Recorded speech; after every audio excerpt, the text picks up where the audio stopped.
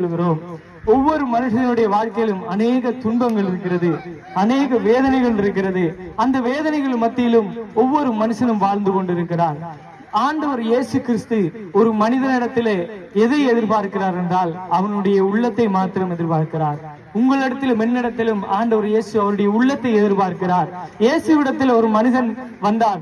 ஆண்டவரே, என்னுடைய உடல் முழுவதும் நோயாக இருக்கிறது, என்னை ஒருவருமே அன்பு செய்கிறார்கள் இல்லை, என்னை ஒருவருமே தொடமாட்டார்கள், என்னை சுகப்படுத்தவும் யாரும் இல்லை என்று சொல்லி ஆண்டவர் இயேசு அந்த மனுஷனை தொட்டு சுகப்படுத்தினார். அந்த அவர் தொட்ட நேரத்தில் அவனுடைய உடம்புல இருந்த எல்லா நோயும் நீங்கி போனது. நாங்கள் சொல்லுகிற நல்ல செய்தி, இயேசு எங்களையும் உங்களையும் அன்பு செய்கிறார்.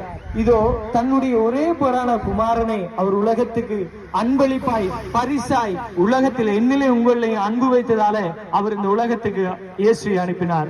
அவர் உலகத்துக்கு வந்து உலகத்தின் சகல மனுஷனுடைய பாவங்களையும் அவர் மன்னிக்கும்படிக்காக என்னையும் உங்களையும் பரலோகம் என்ற அந்த கடவுள் இருக்கிற இடத்துல கொண்டு சேர்க்கிறதுக்காகத்தான் அவர் இந்த பூமியில வந்தார். அவரை நம்புகிறவர்கள் ஒவ்வொருவரும் நிலை வாழ்வுக்குள் செல்வார்கள் என்பதுதான் அந்த நல்ல செய்தி. இயேசு மதத்தை பரப்புவதற்காக இந்த உலகத்தில் வரவில்லை. உங்களையும் என்னையும் நேசிக்கிற அந்த இறைவனுடைய ஒரே மகனாக அவர் இந்த பூமிக்கு வந்தார்.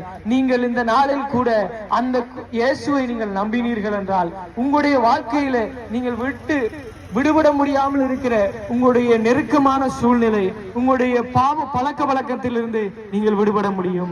உங்களையும் என்னையும் பாவத்திலிருந்து ரட்சிப்பதற்காகவே இயேசு இந்த உலகத்துக்கு வந்தார். எத்தனையோ மனுஷர்கள் இன்றைய நாளிலே எத்தனையோ விபத்துகளிலே, எத்தனையோ வியாதிகளிலே, எத்தனையோ மக்கள் போதை வஸ்துக்கு அடிமையாகி இறந்து போகிறார்கள். அவர்களால் அவருடைய பாவத்திலிருந்து வெளிவர முடியாது. நானும் ஒரு பாவியாகிய மனுஷன்தான், நானும் ஒரு பாவிதான். எந்த வாழ்க்கையிலும் நான் ஒரு பாவமான நிலைமையில் இருந்தவன் தான், நான் ஒரு அசுத்தமான பாவ காரியத்தில் இருந்தவன் தான்.